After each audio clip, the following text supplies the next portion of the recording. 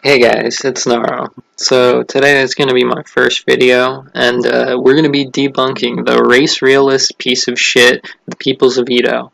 Let's get into it.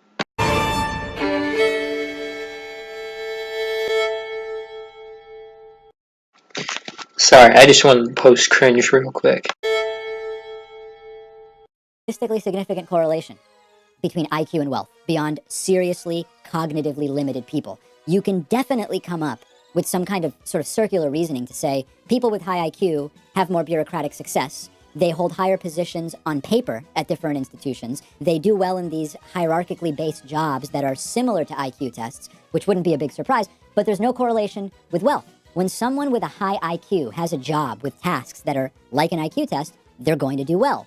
But that doesn't correlate IQ with success as defined by wealth, just with success that is similar to the IQ tests themselves. Check out this chart plotting net worth versus IQ. At the bottom, you'll see that for IQs ranging from 70 to 90, there is definitely a clustering of low net worth. Once you get past the IQ range, 70 to 90, it is a very statistically noisy distribution. Or instead of wealth, you can also look at IQ versus income. Definitely a slight correlation, but income is not rising nearly as fast as IQ, especially once you get past that 70 to 90 IQ range, where it almost levels out totally. From a scientific perspective, what we have here is a correlation that works in the left tail, but not the right tail, which suggests that IQ is mostly useful for identifying people who are seriously limited. So this is really special. He shows the scatter plot supposedly showing no relation between IQ and income at the upper levels. Now, my good friend Sean Last, whose channel I will link in the description and who you should subscribe to, he actually recognized this graph from sight. And he recognized the paper that it was from, and so we can see what the paper actually says. The paper is, "Do you have to be smart to be rich? The impact of IQ on wealth, income, and financial distress." And in here is table 2. And wow, looks like both the net worth and income go up at all IQ levels and keeps going up past 100. And this is a truly breathtaking level of stupidity or dishonesty. It's literally on the very next page within the same paper. And since Pacman didn't actually source this scatter plot in the video, there was no way for anyone else to go check this source unless they just so happened to know what paper this graph was in. Thank you, Sean. It was literally just because Sean recognized this graph from memory that he found the original paper. So I think Pacman knew what he was doing here, since he gave the source on other studies in his video, but not this one. So I think this is not merely stupidity, but deliberate dishonesty, either on Pacman's part or on the part of Pacman's handler. And I think Pacman has a handler. I don't think he's smart enough to actually make a video like this. And it would be interesting to have his handler come forward, and so I could respond to, the handler instead of the front man. Now, So pretty much what David's trying to say here is that there's no real correlation in between race and IQ in the race realist sense, but also that the IQ test really just measures what it measures. It's super duper reductive to just look at it from the perspective of IQ equals intelligence. Sorry to all you brain cells on r/I am very smart, but that's just not how it fucking works. There's many criteria. I'm not gonna pretend I understand all of them, but this fuck sure as hell is going to. The People's Veto clearly misrepresents what David is saying. I'm just gonna assume that he's an anti-Semite, and a race realist, because, wait for it, theme in this video is that Pacman, or more likely Pacman's handler, as I'm pretty sure he has a handler. I find it rather funny that he's calling David out for being misrepresentative while he's being so blatantly intellectually dishonest. It's rather disgusting.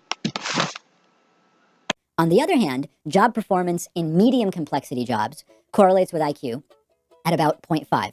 Creativity correlates with IQ below 0.4. And leader effectiveness correlates with IQ at roughly 0.3. So you can still look at that and say, well, listen, 0.6 correlations are pretty high, and you're right. But once you account for a bell curve distribution, you have to realize why this is of very limited usefulness to us.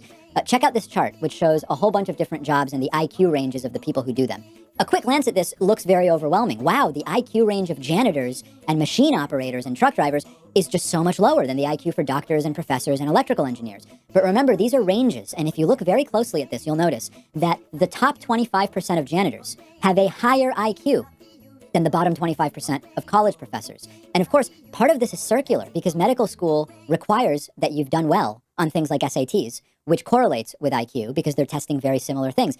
Now, what's funny about this is that Pac-Man himself actually refuted this in his own chart. Pac-Man himself points out how variation in IQ results in variation in job performance in specific jobs. So no, even within those jobs, IQ tests are predicting performance. Better doctors have higher IQs. And there's lots of other studies showing this in addition to the study Pac-Man brought up. Now, here's another weird thing Pac-Man did. So you see this chart, and this is an adaptation, and I'm glad he labels that. I guess he or someone else made that, but here's the original chart, which I'll link in the description through Sci-Hub. I don't understand why he would do this and not just show the original chart. Moreover, the original chart had a little bit more detail on the scale, and creativity's correlation with IQ on this is 0.36, which is closer to 0.4 than the 0.3 that he said. It's a small thing, and I'm a bit skeptical as to the precision of measures of creativity anyway. I think that's kind of I'm not a fan of measures of creativity. But what Pac-Man is doing here is just fishy. Why would he remake the chart in a clearly inferior way? I don't know. And I debated about bringing this up, but the reason IQ is a general predictor is because it's a good measure of the general intelligence factor. It's important to point out that we don't actually care about IQ itself. Nobody cares about the IQ test itself. What we care about IQ is that it is a good proxy for this thing called G, the general intelligence factor, and this is why we can use things like SAT scores and various international tests as a proxy for G. And it's really the G factor predicting all these things. Yes, to a degree, brain functions are somewhat specific, but they're also general. They're both. You know, you give someone a math test and you're testing this thing called math, but you're also kind of just testing the brain. Or you give them, a progressive matrices test. Sure, you're testing pattern completion, but you're also just kind of testing the brain's ability to do stuff. That is, there are a few kinds of tests that are really good at predicting your ability to do other tasks. And pattern completion, for example, is a pretty good predictor of your ability to do anything else with the brain. It is a good general test. Now, IQ tests have anywhere from 12 to 24 to 30 subtests that are a battery of tests that are weighted, and these are designed and they have predictive validity in terms of predicting the brain's ability to do stuff in everything in the world through a process of trial and error, with some theory, but at the end of the day, what matters is what happens when the rubber meets the road. Through trial and error over 100 years, right? These have been refined in such a way that they predict income, about like half of the variance in income, for example. So that's just a little bit of a tangent and also an explanation of how these things actually work at a very superficial level. We're talking about G because the general intelligence factor is what predicts everything. And, you can say, well, this is just a statistical construct. That's a debate there, whether you think there's a true neurological generalization. There's brain scan studies giving mixed results. But what we're talking about is at an operational level, at a phenomenological level. Not the degree to which cognitive functions are physiologically generalized. That's a whole different question. And on that, the results are mixed. But phenomenological G is proven beyond any shadow of a doubt. And opposition to phenomenological G is motivated by wanting to advance racist rape and revenge narratives.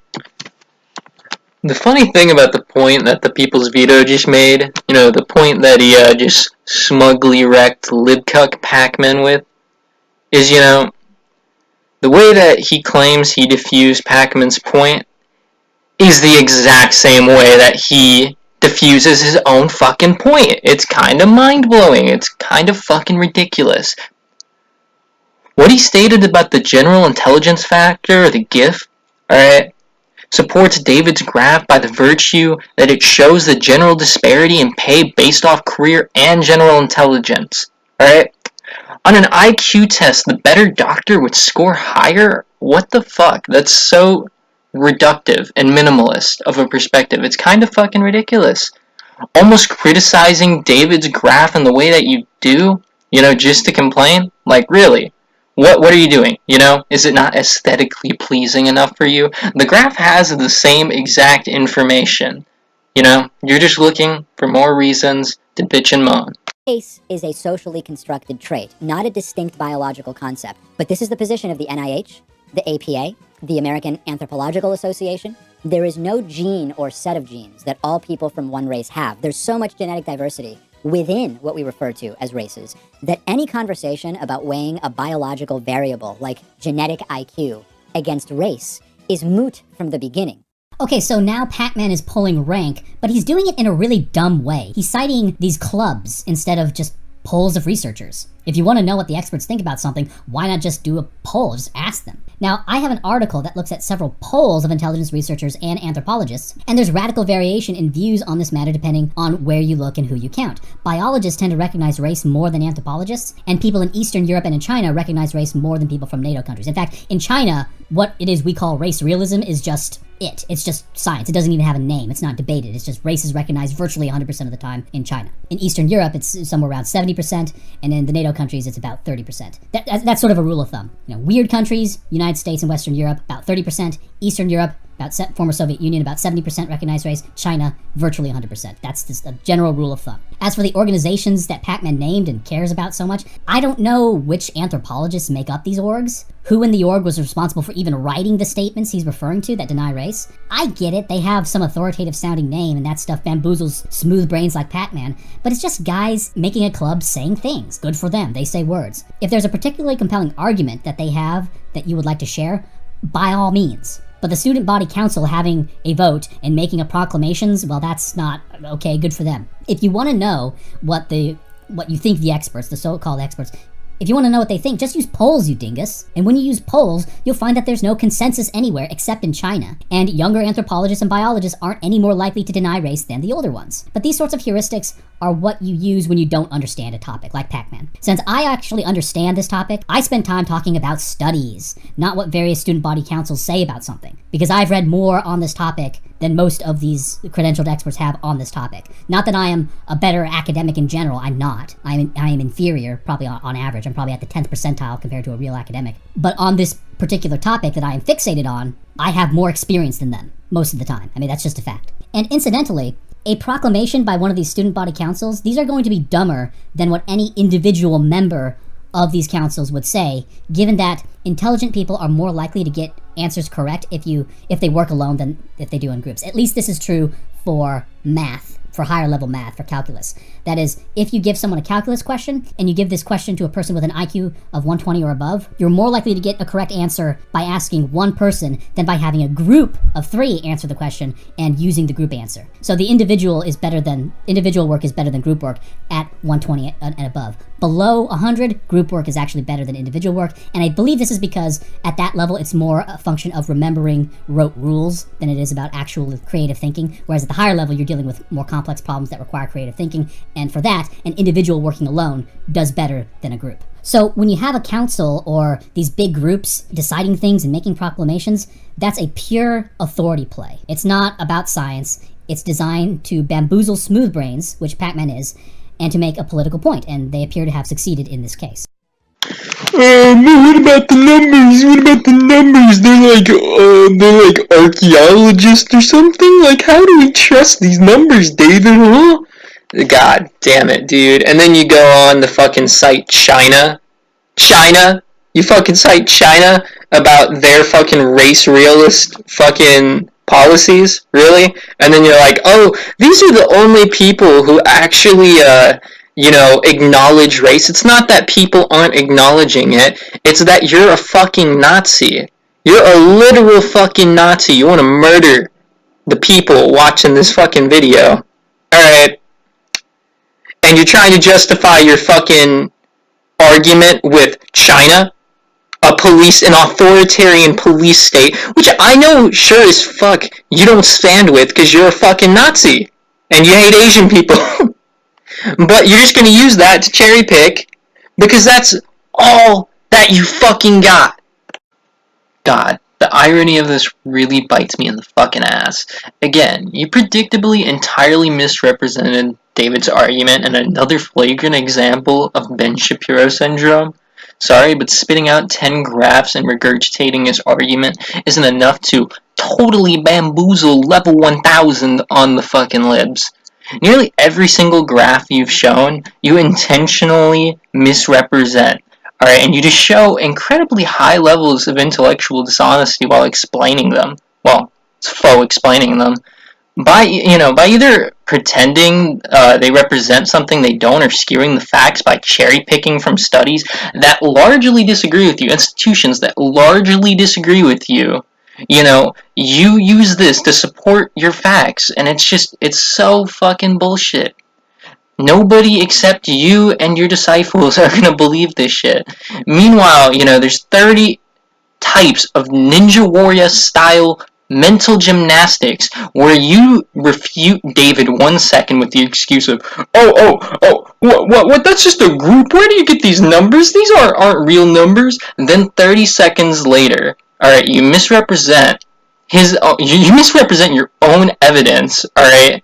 Because you just won't answer honestly with these graphs. You literally are reading them wrong. It's ridiculous. Like, I'm a high school student.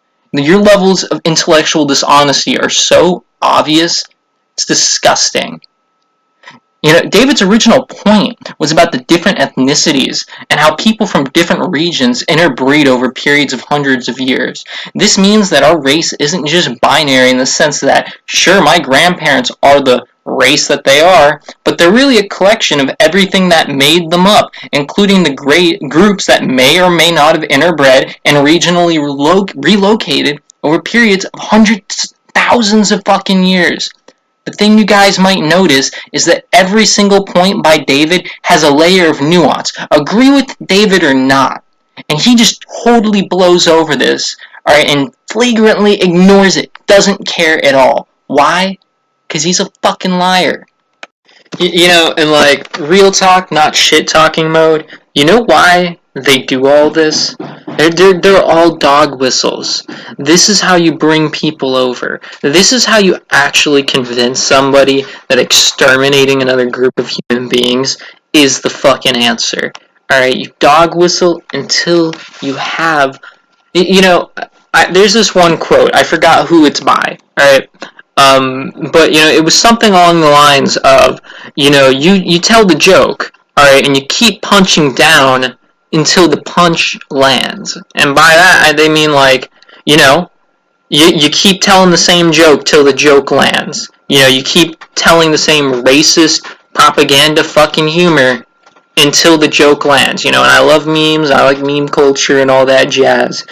But, you know, we absolutely have to understand that it's been weaponized by people like this, and they're trying to indoctrinate our fucking kids, alright? And, you know, the other day I heard Vouch say something about this. And I totally agree, alright?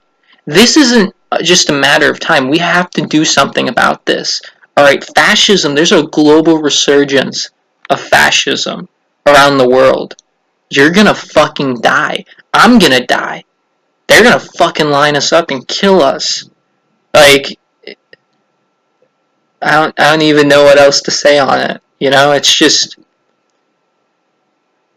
we gotta take this serious, y'all. That's all. You know, it's fun to get angry and fucking yell at these people, but we gotta truly understand why this will fucking rot our society from the seams and destroy our kids, destroy our infrastructure, destroy everything we hold dear to us, really. Man, I sound like a centrist, I know, right? Fucking neo-lib cook.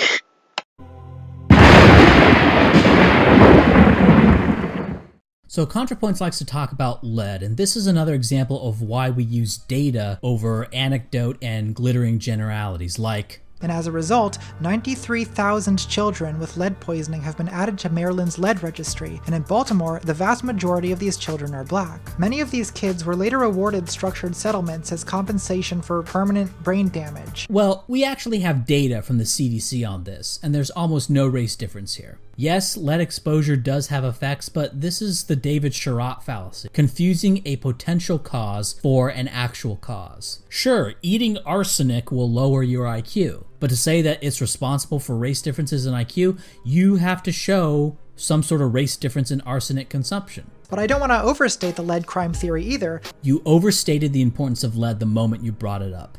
This is what happens when you use shitlib rags as your sources instead of looking at primary data. Please don't get all your information from YouTube. I've put some links in the description with my sources and some further reading on the topic. You like to mock people who get their information from YouTube video makers? Well, here's an instance where they would be clearly better informed listening to a YouTube video maker, in this case, me, than they would be listening to Vox or Atlantic or whatever trashy magazine you got your lead talking point from. And let me let you in on a little secret here. The people who write these articles don't know anything. They're mostly journalism majors, or in the odd occasion that they're experts, quote unquote, who have to write the science beat or whatever. These are just people who the journalists, all the journalism majors at the New York Times, or all the journalism majors at Fox, or all the journalism majors at the Atlantic. It's just people who these journalism majors, these know-nothings, happen to imagine is an expert. All right, enough. They would clearly be better off listening to me. Now, watch how, earlier he talks about how Contra only speaks in broad generalizations, and then he goes on to broadly generalize about exactly what he's fucking talking about. All journalists are bad for use. They'll make you smooth-brained just because they have the smart hat. Like, these are really the levels we're at. These people talk like betard idiots.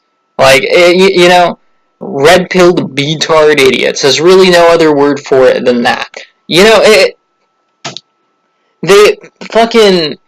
What is he fucking representing here? What non-broad generalize... Like, it's a complete generalization about journalism just to feed the fucking MAGA crowd with the fucking fake news bullshit. Grandstanding on this lead thing. 1. Freddie Gray. Freddie Gray. Freddie Gray. Listen, I'm not going into your little funhouse here. I can find events of cops unfairly assaulting whites. Just for being a homophobic asshole who clearly gets fucking livid every time Contra opens her mouth, this is just for you. Look here, Missy, I'm not going into your funhouse. I'm just going to completely ignore every single statistic that you point out, and whenever you try to show me how black people are disproportionately shot and mistreated, I'm just gonna pretend that didn't exist. See? It's not very hard to be a condescending asshole. Without due process too.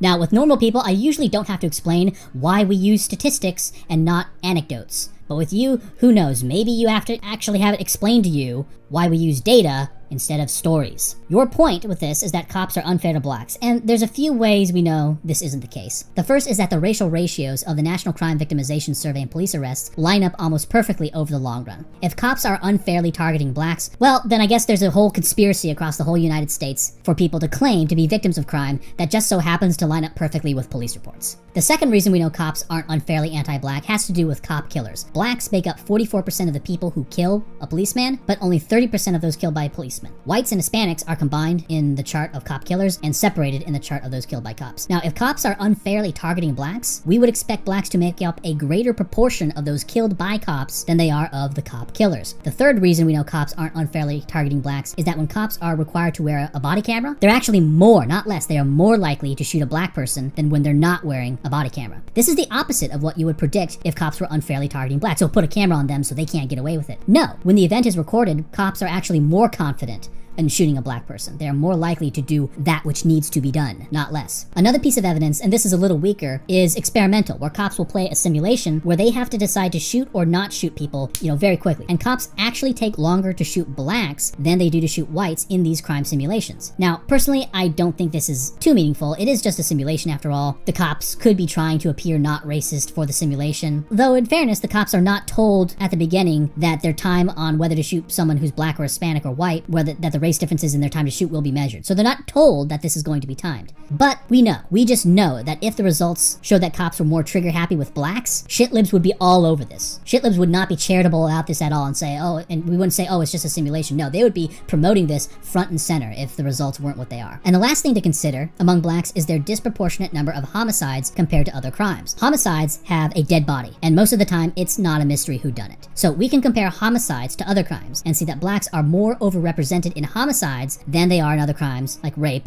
robbery, assault, which are all going to be massively influenced by reporting bias and by what the cops happen to catch. But homicide, this is much harder to hide, and the cops don't really have a lot of discretion on that. And on crimes where there's more subjectivity, more reporting issues, and the cops have some discretion whether or not to prosecute, blacks are actually less overrepresented than they are for homicides. When there's more discretion, blacks are less overrepresented, the opposite of what you would expect to see if the cops were unfairly targeting blacks. If the cops were unfairly targeting blacks, blacks, you would expect blacks to be more overrepresented in those crimes that have gray area or discretion. But the fact that it's the opposite is evidence that cops are kind of coddling blacks to a degree. So the plurality of evidence is that cops actually go easy on blacks a little bit. One last thing to add on this topic is that the incarceration rate ratio today between blacks and whites is actually higher than it was during Jim Crow. So if the cops in courts were anti-black during Jim Crow, well then they must be a lot more now. Or maybe, let's try this, maybe they were never biased against blacks. No, that can't be. Because you have all these data-phobic, quote-unquote, historians telling you cinematic stories about struggle and oppression that you just want to believe, right? So ContraPoints pushes the poverty causes crime myth. Of course there's going to be a correlation, but all this means is that criminals tend to be poor. Okay, so maybe the genes that drive one to criminality also tend to drive one to being poor. Certainly plausible genetic explanation, so at first glance this is a chicken and egg issue. But we have some natural experiments in the United States that can help settle this, where we can look at the change in the poverty rate and changes in crime. And what we find is that crime, both violent crime and property crime, tend to increase when the economy is doing well, and tend to go down when the economy is doing poorly. On top of that, there are several countries in Eastern Europe, like Hungary and Poland, that are poorer than the US blacks, but have a lower homicide rate. Homicide being the only crime I'm willing to compare between countries, and even then only within OECD countries that have a certain level of standardization for this stuff. And this ties into another point. Black Americans aren't poor. There are plenty of white populations around the world who are poorer than blacks who don't have any of the problems and pathologies that blacks in the US have. A study by Capasoa, Brialt, and Harrison in 1995 actually found that, with several other factors seen here controlled for, poverty actually is negatively correlated with property crime and with violent crime. This replicates what we see with the recessions in criminality, in that poverty appears to drive crime down, not up. Going to church also appears to have a causal effect of lowering both property and violent crime. The percent black beat out every factor for property crime except education level, population change, and percent urban, right? Education level of an area positively correlating with property crime. But the percent black in an area was the best predictor for violent crime. Looks like we got a Jim Crow revisionist, kids. You know? I mean, it's fucking ridiculous that you're really trying to use this as a coherent point just because of what you said about fucking Jim Crow. Again, it doesn't disprove anything. Just because more people were disproportionately locked up for race during Jim Crow doesn't mean there's not a fucking problem right now. You know? If you have a fucking... If you're holding two pieces of dynamite in your hand and the fuses are running down, you know, but one's shorter and one's longer, they're still both a problem. They'll both fucking kill you and blow you up. That's stupid logic. The whole argument, you know, that he has around race is built upon willful ignorance on black issues, you know. I mean, he spends the whole time pointing out black crime statistics to do his race realist bullshit, but also perpetuates this notion that there aren't a myriad of dozens of factors that factor into these crime statistics, like poverty or housing, the local community, police presence, and so many other fucking things that black people have to go through that you just don't fucking get. You just don't fucking get it. When talking about the percentages of blacks shot by cops and vice versa, he also neglected the fact that blacks are less likely, or, you know, they're only 15% of the fucking population, which shows, you know, how disproportionately shot and murdered they fucking are. And to honestly point out the fact that poor people commit more crimes just so you can dog whistle about how maybe it's their genes, you know, their genes are making them do it. You're a fucking Nazi fascist bitch. Nothing more, nothing less.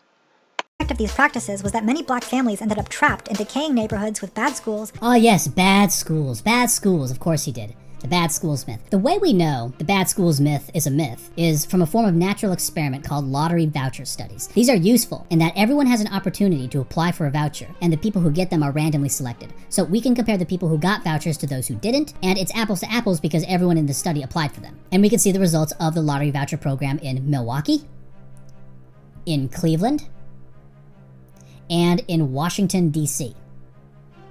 Arguably, the Cleveland program showed improvement in the voucher population as the voucher kids did better at all grade levels. My issue with the Cleveland study, however, is that it started in grade 1, so we don't have any prior baseline, and the voucher students had a 9-point advantage in grade 1 and a 15-point advantage in grade 6, so it's not clear if it was the voucher program or that the people who got the voucher happened to just be better, that it was just a sampling error. It could just be a random sampling error. But even if you think there wasn't any sample bias in the Cleveland study, the effects here are still marginal. And intuitively, I can think of a reason why a potentially smart person would do better in a quote-unquote bad school than a good school. If you're the only smart person, you'll get a lot more attention. You'll be able to develop more personal relationships with your teacher because you're the only one who has any desire to do so. You won't feel as pressured since you're far away the best person at school. Whereas if you're at a good school, you won't be anything special. As a result, you might not put as much effort into schoolwork because you're just another face. You're not the best. If you're the best, you're really gonna have that as your identity and put more effort into it, and you're gonna be more interested in it. And it's gonna be more fun because you're the one good student talking to the teachers, or maybe one of a small handful. But this is all just storytelling. But the point is that while you can certainly imagine ways in which a quote-unquote good school would be better for a given student, I can think of ways in which a quote-unquote bad school would actually be better for a student of any given ability level. And given that we can both tell stories about good schools and bad schools, we need to go back to the data. And the data says no effect, or if you want to look at the Cleveland study results, a very marginal effect. So ContraPoints brings up the drug use myth.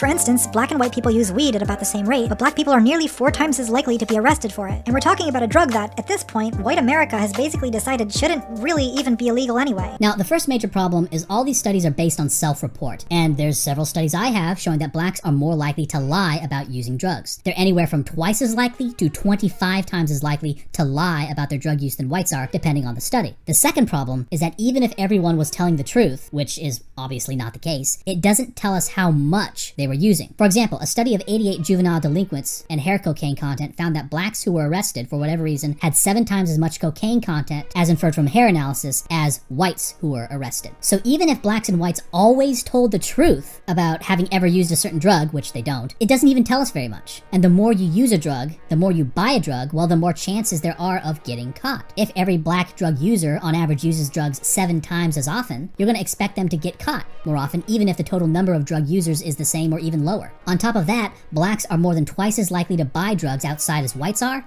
and over 3 times as likely to buy drugs from a stranger as whites are. So there you have it. Blacks probably do more drugs just in terms of total volume of drugs, not necessarily the number of people who ever use drugs one time. Blacks tend to lie about doing drugs anywhere from 2 to 25 times as much as whites, so all this data ContraPoints uses based on self-report is rendered dubious from that alone. And blacks are 2 and 3 times more likely to buy drugs outside and from a stranger, where they are more likely to get caught by a snitch or by a sting operation. ContraPoint says that these drug laws are really shitty, and I mostly agree. I agree that drug users shouldn't be thrown in jail, but these substances do create an addiction, and the ability to weigh the consequences of your actions is heavily impaired under the influence of these substances. So I think drug users need help, but drug dealers need the bullet. But that said, the idea that blacks are unfairly targeted for drug crimes, this is very tenuous. Your self-report data is crap for all the reasons that I laid out here.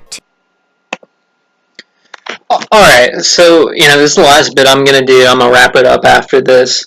So regarding the whole bad schools thing he's talking about and how it's a myth, it comes out of nowhere and it makes absolutely no sense. The whole stick of dynamite logic still applies. If you have a bomb that's about to go off, you got to do something about it. And the whole benefits to the good-bad school thing is just straight up retarded, saying, oh yeah, there could be good things about going to a bad school. And since you're a fucking Nazi, and you only care about the white kids, alright, by that logic, wouldn't the fucking issues of the system trickle back and hurt everyone? This guy doesn't even believe his own shit, alright, at all. Just because efforts are made to fix things doesn't mean there are no long-term effects. You really think the school the fucking vouchers, you really think the vouchers did anything on a big scale? You think that just eradicated all the fucking systematic issues? Like slavery's gone. Oh, there's no problems anymore. There's not going to be anything left over from that. You sign the paper and everybody knows that. They think that, and that's how it works. Look, against these fucking fascists, keep it real. These guys don't, some of them do. Some of them are fucking idiots.